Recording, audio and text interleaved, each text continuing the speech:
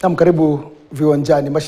Maandalizi ya mashindano ya magari ya Safari Rally ya mwaka huu, mwaka 2026 yanaendelea kushika kasi kufuatia uzinduzi wa timu ya mbio za magari ya KCB itakayoshiriki katika mashindano hayo. Na timu hiyo ilizinduliwa Jumanne hapa jijini Nairobi, huku washiriki wakisema wamejifunza mengi kufuatia mashindano ya awali na wanajiandaa vilivyo kwa mashindano haya ambayo yataandaliwa Naivasha mwezi Machi tarehe 12 hadi tarehe 15.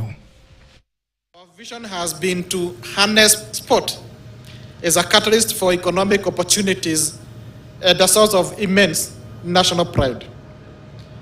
Kenya has firmly established herself on the global motorsport corridor as the annual host of the World Rally Championship, that is WRC Safari Rally, which now sets for its 6th consecutive year.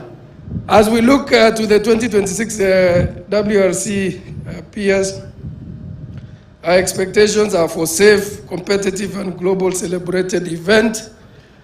We need to showcase Kenya, the beauty and resilience and organizational capability of this nation. It's the only thing that can win us more rallies.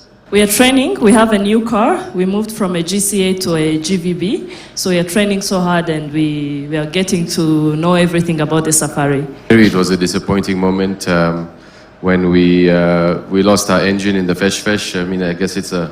the Fesh. Yeah, very unfortunate incident, but thank you to KCB Bank for supporting us.